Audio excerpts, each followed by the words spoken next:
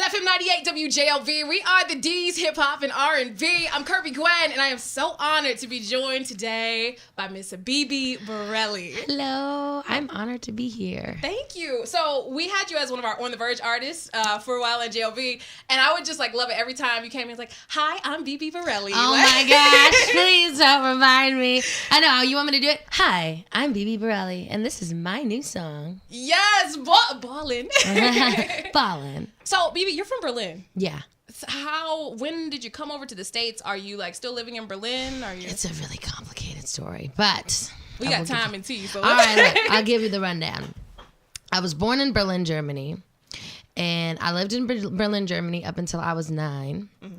My mother passed away at 6, so my brother and I moved to the States to live with my aunt and uncle from 9 to 11. Then I moved back to Germany, Berlin, from 11 to 16. I got in trouble when I was 16 years old. We can come back to that. Could you believe it? My innocent face. What did you do? I got really bad grades growing up, like terrible grades, and I wouldn't go to school and stuff. Okay. I hated school so much. That's how creatives are, though, a lot of times, you know? I hated school. I felt like I was in prison. But with that being said, 16... got in trouble, moved back to America for some structure because I was running around the subway and et cetera, et cetera. And, you know, in the States, we have school buses and stuff. So they moved me to the boonies. Okay. In Olney, Maryland. And was in Olney from 16 to 18. And then shortly after I graduated, I turned 19 because I am in Germany. You started school 1 year late. Anyway, okay. I was almost 19.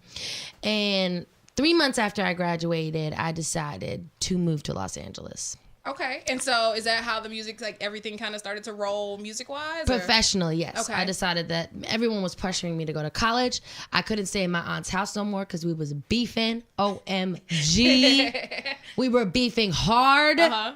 The one thing that I say I like about you is like you in your song Ego, you talk about like being a cussing woman. Yeah. And like I just think that women who like are always suppressed and like be cute and nice and don't cuss, like you always feel so shameful for cussing. Yeah. So the fact that I listen to your songs and you drop the F-bomb when you feel like it. Yeah. I hear the whole song. Like, thank you for that. No, thank you for telling me that. Because, you know, I feel like sometimes the way I speak makes people feel uncomfortable. I naturally have a potty mouth, like I curse like a sailor, but I feel like it's because I'm passionate. Yeah. And I feel like I'm a very blunt person. I'm a very honest, upfront person. That doesn't mean that I'm a rude person or I want to hurt anyone's feelings. It just means that I say how I feel. And a lot of people get offended by the fact that I say how I feel. And so it's made me feel kind of bad sometimes because I feel like, dang.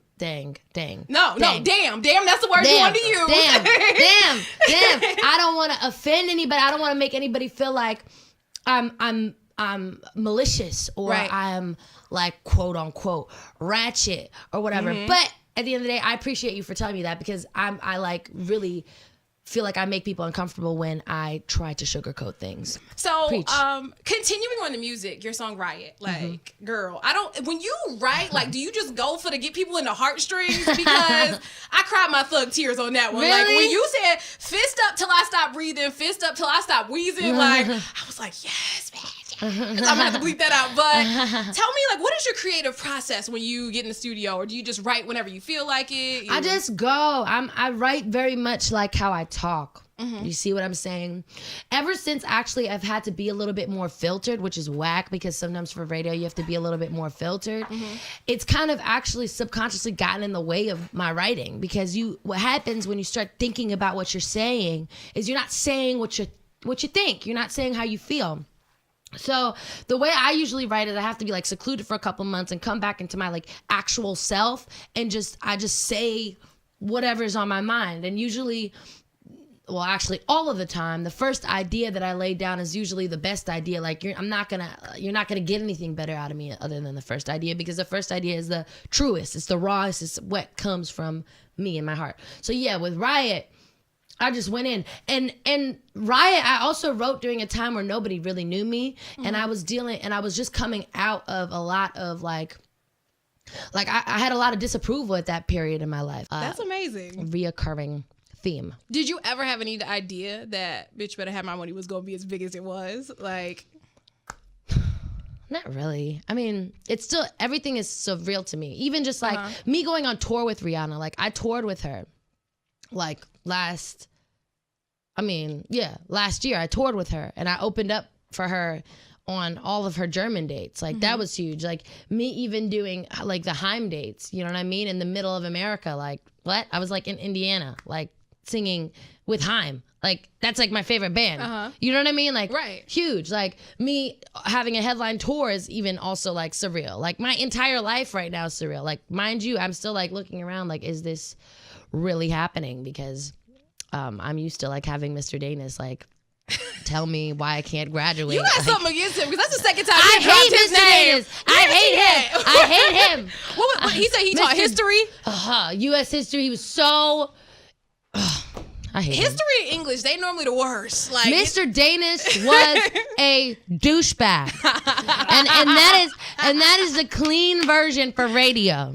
You need to send him a signed copy. Just like oh my God. Copy. I really want to. My aunt was like, you still hold a grudge against Mr. Danis. Like, let it go.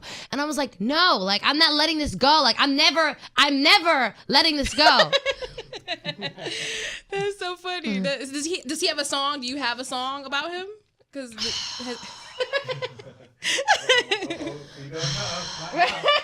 right now, today.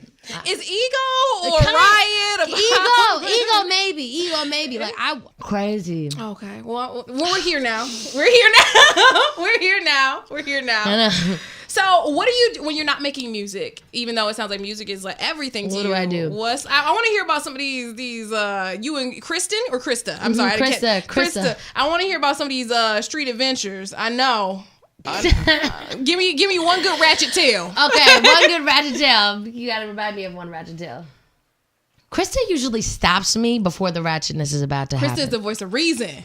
Everyone's been calling her that. Krista is for sure the voice of reason. Because I'm the type of person I'd be like, let's just miss our flight.